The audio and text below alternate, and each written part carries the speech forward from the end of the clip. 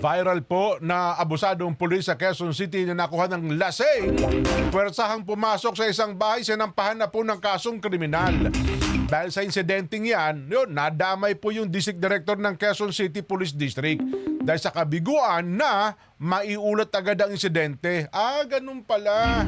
Pakinggan natin ang balita ni Mar Gabriel. Mar? Yung mga pulis na ginawa niya ng kwento eh. Ginawa niya ng kwento yung mga pulis. Ang sabi niya sa mga pulis, tinibrihan yung mga adik.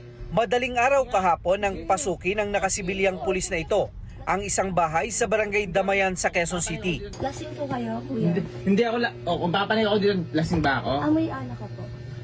Hindi ako amoy alak. Ang amoy alak, yung mga kasamahan ko. Hinahanap niya ang isang babae na umano'y nagpapakalat ng malisyosong impormasyon sa kanya. Sinubukan pa ng pulis na agawin ang cellphone ng mga biktima. Kaya ako pinapalit dito, kasi para checkan si Dimple. Sige po, i-check niyo po sa taas. Wala po dito. Ito po, tingnan niyo po, kwarto po namin to, wala pong tao. Sige po, kuya. Kuya! Bakit ka po namalakit? Kuya! Si Dimple ang may kasalanan nito. Pero hindi po Nananayin ko sa estasyon. Kuya, mga girlfriend! Wag, kuya, wag! Kwento ng nanay ng mga biktima, wala siya sa bahay nang mangyari ang insidente. Pero kilala raw nila ang pulis, kaya nagulat siya sa ginawa nito. Yung mga bata natakot, unang-una sa lahat, yung takot sa mga matatanda. Kasi po ang nakatira lang po talaga doon, mga senior. Puro lang po kami doon babae sa first, second, and nasaktan po yung bunso ko. Yun nga, di ba, nakita naman po natin sa video na nagpambuno po sila. Nag-agawan po kasi sila sa cellphone. Tapos yung panganay ko, yung ganun nga din po, nasaktan din po. Pati po yung dalawa pong matanda. Mabilis namang naaresto ng mga tauhan ng Quezon City Police District ang dawit na pulis na nakilalang si Police Staff Sergeant Colonel Jordan Marzan na nakatalaga sa Police Station 2. Agad siyang dinisarmahan at isinailalim sa restrictive custody. Nung i-interview po natin siya, ang explanation lang niya na meron daw nagpapakalat ng text, information report na may involvement siya sa drugs. Kaya yung nagpapakalat na Dimple, yun ang hinahanap niya.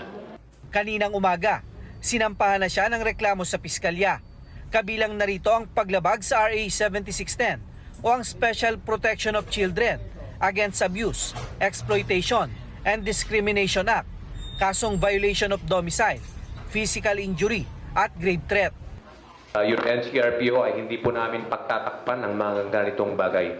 Rest assured that we will investigate thoroughly our police officers na involved po sa mga ganitong maling gawain. Ipinag-utos na rin ni PNP Chief General Romel Francisco Marbil ang pagsasampa ng kasong administratibo laban sa pulis para tuluyan siyang maalis sa serbisyo. Wala raw po ang sa PNP ang mga mapang-abuso at hindi sila bibigyan ng pangalawang pagkakataon. Samantala, dahil sa insidente, sinibak sa pwesto ang hepe ng QCPD na si Police Brigadier General Melesio Buslig Jr. Ayon kay General Abirin, nabigo ang opisyal na i-report agad sa kanyang insidente. Siguro, pre-presume niya na, na alam ko na. So, siguro ginagawa na niya ng paraan na ayusin yung problema or gumagawa siya ng action, yung mga action niya, but he failed to inform me of those action. Kaya nga po, isinubject po natin siya for administrative relief, then makikita natin kung naging remiss pa siya doon sa, sa responsibility niya as the district director. Pero para sa pamilya ng biktima, unfair ang pagsibak kay General Buslig na mabilis naman daw umaksyon sa kaso. Ang opisyal pa daw mismo ang nagkumbinsi sa kanila na ituloy ang reklamo laban sa pulis.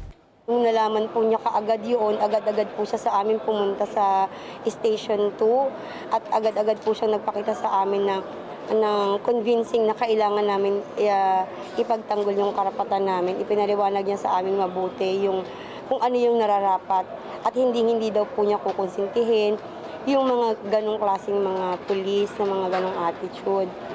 At handa rin nga po siya kaming bigyan ng full support at sa kung anong pamuman po ang pangangailangan namin para po sa kasong isasampa namin. Sa isang mensahe, tumanggi ng magkomento si General Buslig at iginiit na inirerespeto niya ang nasabing command decision. Pansamantala namang itinalaga si Police Colonel Glenn Silvio, ang Deputy Director for Administration, bilang officer in charge ng QCPD.